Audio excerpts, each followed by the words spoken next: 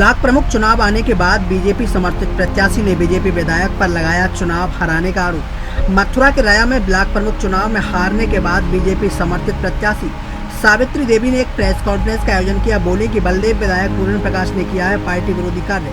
बोली हमारे पास 43 सदस्यों का समर्थन था, उसके बावजूद षड्यंत्र कर मुझे हराया गया। वहीं पूर्व विधायक प्रणत पाल ने भी बलदेव विधायक पूर्ण प्रकाश पर पार्टी विरोधी कार्य करने और लोकदल के नेताओं के साथ मिलकर पार्टी समर्थित प्रत्याशी को हराने की बात कही।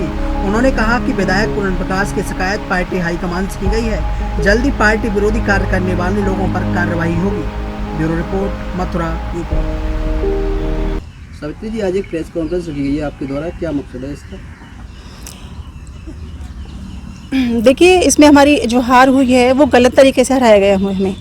हमारे पास 43 बीडी से थे और उनके पास 38 थे, लेकिन उनके बावजूद भी कुछ उनके वोट कैंसिल होने थे, लेकिन उन्हें कैंसिल नहीं किया गया। इसी संबंध में हमने डीएम साहब के पास गए, उनसे कहा कि आप इसे रिकाउंटिंग कराइए, लेकिन उस पर ध्यान नहीं दिया। तो क्या लगता है?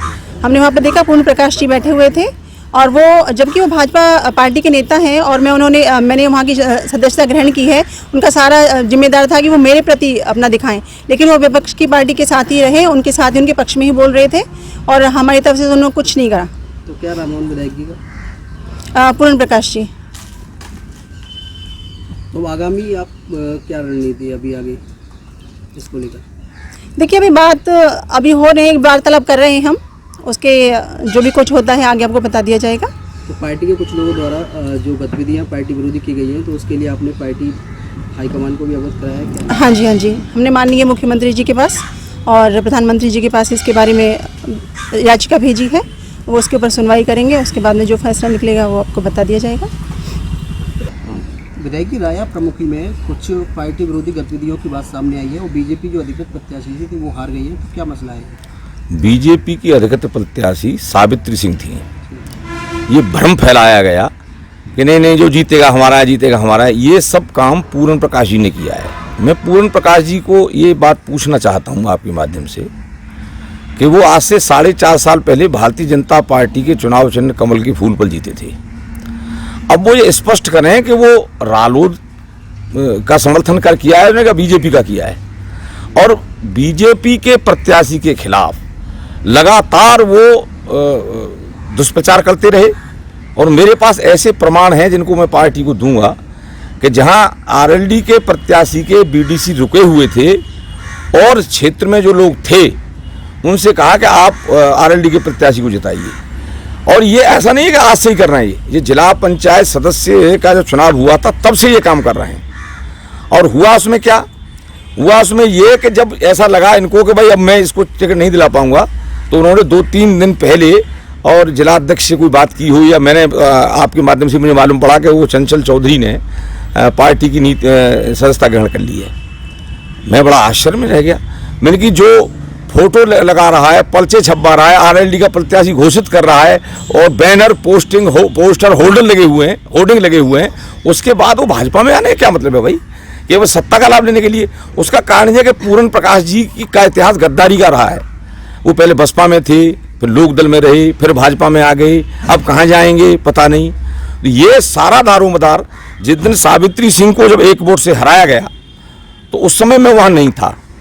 जब मुझे फोन से पता लगा तो ये अपना प्रार्थना पत्र लेकर आरओ के पास पहुंची। आरओ तुरंत ताला बंद करके और वहाँ से भाग लिया। ये सब प्रक्रिया पूरी हो गई। ये मथुरा पहुंची, मथुरा इनको वहाँ रोका गया। फिर ये जैसे तैसे डीएम के कक्ष में शामिल हुई।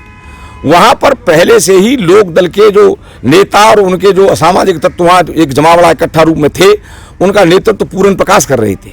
और डीएम से मैंने कहा कि भाई आप 43 वोट हैं जिस प्रत्याशी के पास, भारतीय जनता पार्टी के प्रत्याशी के पास, आप परेड करा दीजिए। तो उन्होंने एक नहीं चलने दी कि नहीं साहब, बिल्कुल नहीं साहब, ये साहब वो साहब, ऐसा नहीं है, फलाना है, ठिकाना है ये। तो इस तरह की जो गतिविधियां हैं, पार्टी विरोधी गतिविधियां इनके द्वारा की गई हैं, वो अक्षम है। प्रशासन ने भी पार्टी के विरोध में काम किया है? नहीं, प्रशासन ने क्या किया है? पहले तो प्रशासन को तो हम बाद में देखेंगे। प्रशासन की बात तो हमने मुख्यमंत्री को बता दी है, लेकिन सवाल इस बात का है कि पार्टी के नेता जो अधिकृत प्रत्याशी का विरोध कर रहे हैं, सवाल तो इस बात का है कि वो जनता के सामने बेनकाम होना। पहले पार्टी समर्थित ये प्रत्याशी थी, पार्टी समर्थित प्रत्याशी, उसके बावजूद उन्होंने विरोध किया, इनका विरोध किया। हाँ, तो प्रशासन ने आपकी बात में और विरोध आपने देखा नहीं, विरोध में विरोधी प्रत्याशी को प्रमाण पत्र देते हुए फोटो छपा है, और इसमें मुझे कहने की जरूरत क्या है? वो तो आपने ही छापा है, अखबारों ने छापा है, पत्रकारों ने छापा है। नहीं, आपकी सत्ता है, आपका शासन है। जैसे आपने जो गड़बड़ी की जानकारी डीएम साहब को दी, क्या डीएम साहब ने इस चीज पर संज्ञान नहीं लिया? नहीं, डीएम साहब संज्ञान लेते, जब तक वहां एक ऐसा माहौल क्रिएट कर रखा था जब हम लोग पहुंचे कि साहब नहीं वो जीत गई, मतलब इस तरह का था। लेकिन उसके बावजूद जो आरएलडी के लोग जो कह रहे थे, उनके स्वर में स्वर ये वहां से मिला रहे थे। नहीं, तो पार्टी के लोगों द्वारा जो पार्टी विरोधी गतिविधियां की गई हैं, आप पूर्व कद्दावर नेता है बीजेपी के, तो आपके द्वारा क्या कर रहे हैं? अरे वो पार्टी को अवगत करा दिया गया है, कार्रवाई होगी।